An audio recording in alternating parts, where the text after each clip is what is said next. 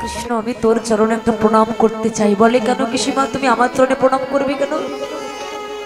বলছে পিসিমা সম্পর্কে আমি তোমার ভাইপো, তুমি আমার গুরুজন, তুমি আমাকে প্রণাম করবে কেন? বলছে এই জগতের মধ্যে আমরা যারা আছি বাবা, আমরা ভগবানের কাছে কি কেউ দুঃখ চাই? আমরা সবাই কি চাই? সুখ চাই, আরো দাও আরো দাও আরো দাও। কিন্তু সুখ পেলে তো ভগবানকে ভুলে যেতে হয়। যেমন ভগবান শ্রীকৃষ্ণ পঞ্চ পাণ্ডবের সাথে কিন্তু একটা দুটো বছর ছিলেন না, 13টা বছর ছিলেন। 13 বছর, 13 বছর যাদের সাথে ছিলেন, হঠাৎ করে ধর্মরাজ যুধিষ্ঠির যখন রাজ সিংহাসন ফিরে পেলেন, তখন মনে মনে চিন্তা করলেন এরা সিংহাসন ফিরে পেয়েছে, তাহলে তো এদের কাছে আমার আর প্রয়োজন নাই। তাই ওদেরকে রেখে কৃষ্ণ যখন চলে যাচ্ছেন সেই দ্বারকায়, কিছু দূর যেতে যেতে মনে মনে চিন্তা করছে একটা দুটো বছর নয়, 13টা বছর আমি যাদের সাথে ছিলাম আজকে তাদের ছেড়ে আমি চলে যাব। মনের ভিতরটা কেমন আকুল বিকুল করছে। ভগবান মনে মনে চিন্তা করলেন আমার ভিতরটা যেমন হচ্ছে ওই পঞ্চ পাণ্ডবের ভিতরে মনে হয় অমন হচ্ছে, একটু যেয়ে দেখে আসি তো। এবার অযোধ্যায় যেয়ে দেখলেন ধর্মরাজ যুধিষ্ঠির রাজা হবে, রাজ সিংহাসনে বসবে। তাই পঞ্চ পাণ্ডবের মনে আর আনন্দের সীমা নাই, সবাই ফুল দিয়ে চারিদিকটা সাজাচ্ছে, বলছে বাহ বাহ বাহ ভালো।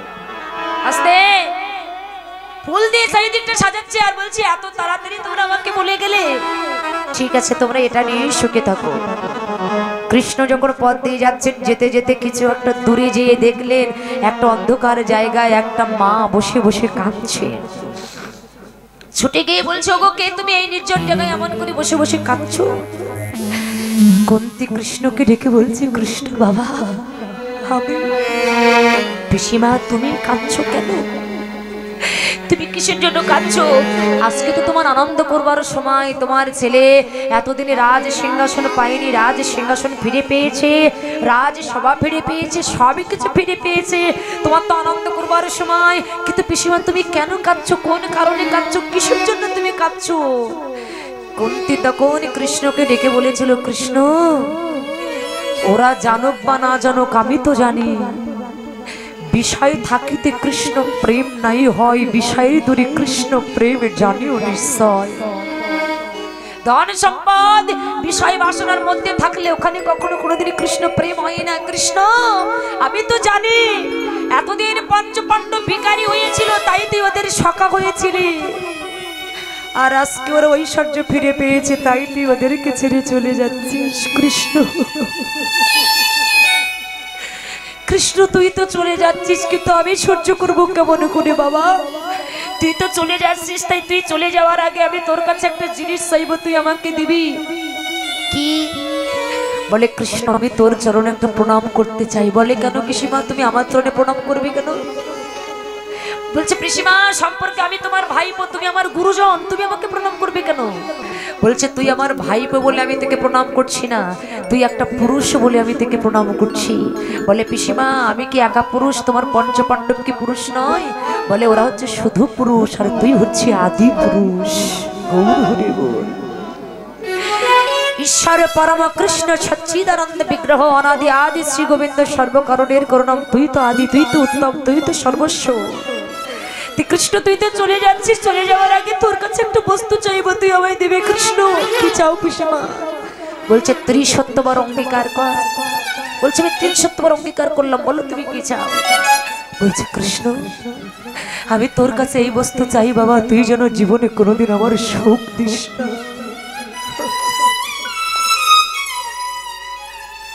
বলছে কেন তুমি সুখ কেন চাচ্ছ না? বললেন ওরে কৃষ্ণ এই জগতের মানুষরা যখন সুখে থাকে, যখন সুখ বিলাস ভোগ করে আরাম করে, ওরা সুখে থাকলে সবাই তোকে ভুলে যায়। বলুন আপনারাই বুকে হাত দিয়ে বলুন, আমরা যখন সুখে থাকি তখন কি কেউ আমরা ভগবানকে ডাকি? কে ডাকেন? আমরা কেউ ডাকি না, কিন্তু ভগবানকে আমরা ডাকি কখন? যখন আমরা দুঃখ পাই, জ্বালা পাই, যন্ত্রণা পাই, কষ্ট পাই। তাহলে আমাদের মতো স্বার্থপর জগতে কেউ আছে? আমি যখন সুখে থাকছি তখন ভগবানকে ডাকছি না, কিন্তু যখন আমি দুঃখ পাচ্ছি তখন ভগবানকে ডাকছি, তাহলে আমরা স্বার্থপর হয়ে গেলাম। তাই কর্তৃক বলছি কৃষ্ণ তুই কথা দে বাবা যে তুই আমায় সুখ দিবি না, আমি সুখ চাই না। বলছি কেন? বলছে আমি যদি সুখ পাই তবে আমি তোর নাম ভুলে যাব।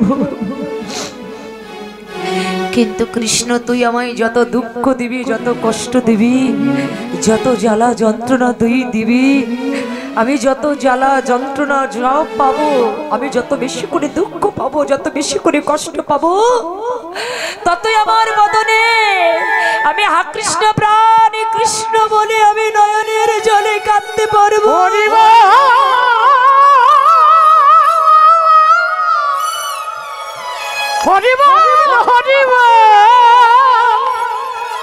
বলে রে আমার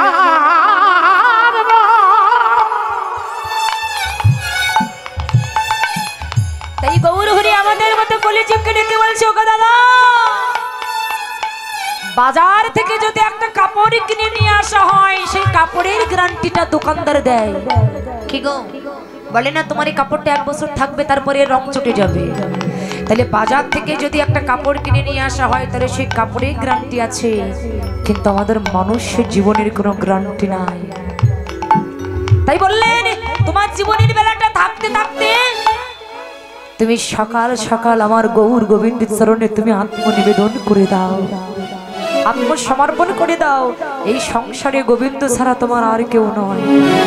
দেখুন যেদিন দুঃশাসন দ্রৌপদীর কেশ টেনে ওই রাজসভায় নিয়ে গিয়েছিল দ্রৌপদীর বস্ত্র হরণ করবে বলে, ওই সময় কিন্তু দ্রৌপদী এক একজনকে ভরসা করেছিলেন, কৃষ্ণকে ভুলে গিয়েছিলেন। মন দিয়ে শুনবেন এই জায়গাটা।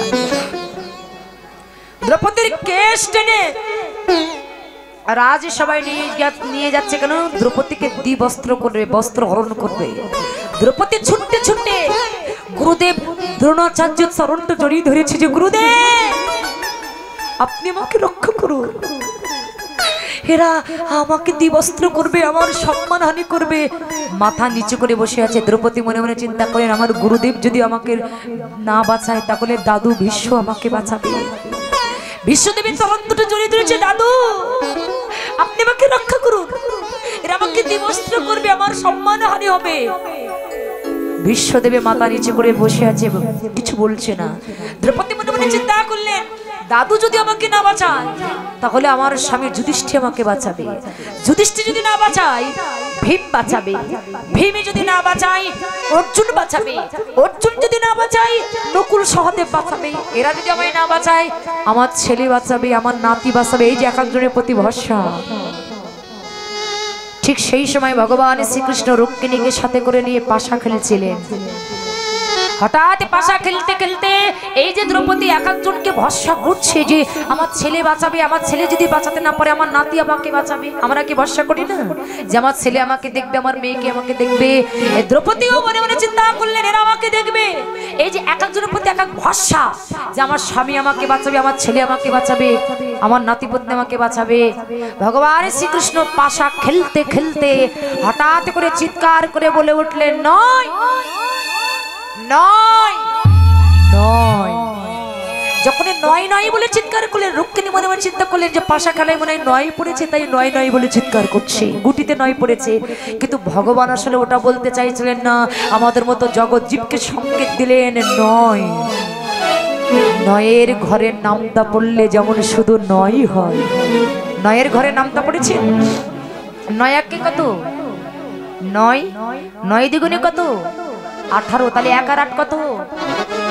9 3 9 27, 2 আর 7 9, 4 9 36, 3 আর 6 9, 5 9 45। তাহলে 4 আর 5 6 9 54। তাহলে আপনি 9 এর ঘরে নামটা পড়তেই থাকুন, শুধু 9 যোগ করলে শুধু 9 আর 9 হবে। বললেন এই 9 এর ঘরের নামটা পড়লে যেমন শুধু 9 হয়, এই সংসারে তুমি যাকে ভরসা করো না কেন, এরা তোমার দুদিনের বস্তু, ওরা তোমার কিছু নয়, একমাত্র আমি ছাড়া এই জগতে তোমার আর কোনো কেউ নয়। আমি ছাড়া তুমি কাকে ভরসা করছো? এই যে স্বামীকে ভরসা করছেন, আমার স্বামী আমাকে দেখবে, আমার ছেলে আমাকে দেখবে, আমার মেয়ে আমাকে দেখবে বলে ওরা হচ্ছে দুদিনের বস্তু। তুমি যতদিন দুহাত ভরে দিতে পারবে ওরা ততদিনই তোমাকে ভালোবাসবে, কিন্তু দিতে দিতে যখন তোমার আর দেওয়ার শক্তি থাকবে না, এই সংসারে কারো কাছে তোমার এই দেহটার আর কোনো মূল্য থাকবে না। এই সংসারটা যে স্বার্থের সংসার, দিতে পারলে আপনি ভালো, না দিতে পারলে আপনি খারাপ। আপনার ছেলের চাহিদা মেটাতে পারলে আপনি ছেলের কাছে ভালো, মেয়ের চাহিদা মেটাতে পারলে আপনি তার কাছে ভালো, কিন্তু যখন এই চাহিদা মেটাতে পারবেন না, কারো কাছে এই দেহটার মূল্য থাকবে না। কিন্তু আসলে কি জানেন, যাকে আমার করবার কথা আমরা তাকে পর করে দিলাম, আর যাদেরকে আমার করবার কথা নয় আমরা তাকে আমার করলাম। অনিত্য বস্তুকে আমরা আমার করেছি, কিন্তু নিত্য বস্তুকে আমরা সবাই ভুলে গেছি।